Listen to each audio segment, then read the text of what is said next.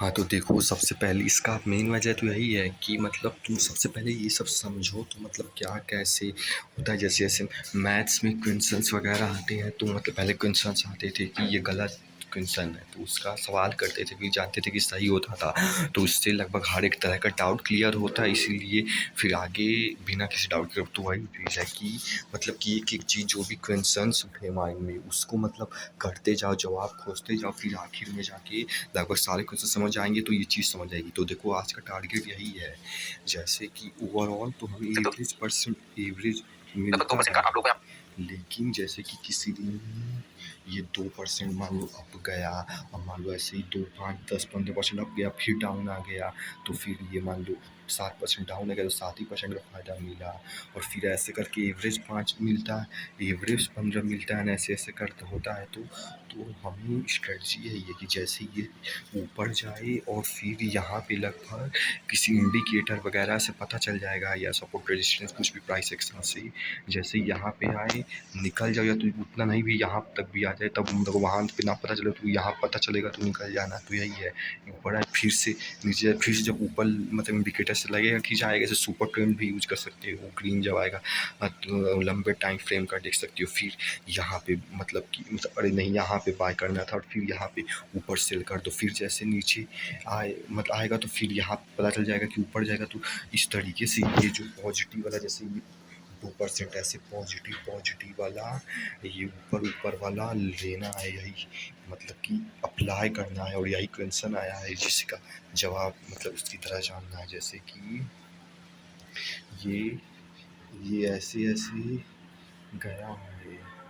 तो जैसे कि यहाँ पे बाय कर दिया, फिर यहाँ पे सेल कर देते, और फिर यहाँ पे बाय करते, फिर यहाँ पे सेल कर देते, तो ऐसे ही फिर यहाँ पे सोचो बाय करते, फिर सीधा जाके यहाँ पे सेल करते आज। और कभी कभी ऐसा नहीं होगा हर दिन, किसी दिन लॉस भी होगा। देखो आज एकदम ही कुछ ज़्यादा ही 22,800 से सीधा 22,500 पैसे, कभी कभी बहुत ज़्यादा भी गिरेगा, लेकिन ओवरऑल एवरेज, क्योंकि अब ट्रेडिंग है, कुछ भी गारंटी नहीं होता, ओवरऑल एवरेज कंसिस्टेंटली करोगे तो प्रॉफिटली ही निकले। बस स्ट्रैटेजी समझ गए कि जैसे ऊपर जाएगा तो नीचे आएगा, फिर ऊपर जाएगा फिर नीचे आएगा, फिर ऊपर जाएगा नीचे आएगा, तो हमेशा हमेशा यहाँ पे बाय करेंगे और यहाँ पे सेल करेंगे। ऊपर करेंगे तो किसी न किसी इंडिकेटर से पता चल जाएगा कि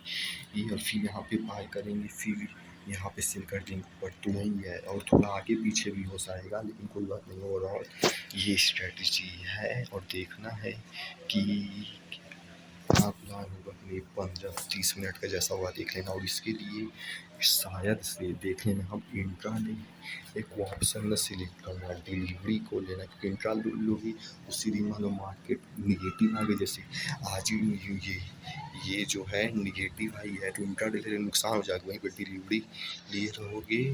तो मतलब कल भी कैरी फॉरवर्ड कर लोगे, लेकिन प्रॉब्लम ये क्या इंट्राडे में कहीं ज़्यादा प्रॉफिट तो नहीं होता होगा। अगर डिलीवरी लेंगे तो हालांकि करना इंट्राडे ही है, लेकिन करना डिलीवरी से है, ताकि अगर जैसे बोले ही हैं कि ऐसे केस में ताकि बचे रहें, तो यही सवाल कि डिलीवरी में कम तो नहीं होगा। जैसे 1 महीने या तो 1 साल का ऑप्शन वाला लूँगा, और इसमें फ़ायदा ही रिस्क बिल्कुल नहीं है, क्योंकि निफ्टी जाएगा ऊपर ही हमेशा। तो डिलीवरी मान लो 1 साल का लेके करेंगे, हालांकि करेंगे इंट्राडे ही, लेकिन मान लो 1 साल का ले रहेंगे, या तो 1 ही महीने का, लेकिन बुरे से बुरे केस के लिए लगभग 1 ही साल का, तब भी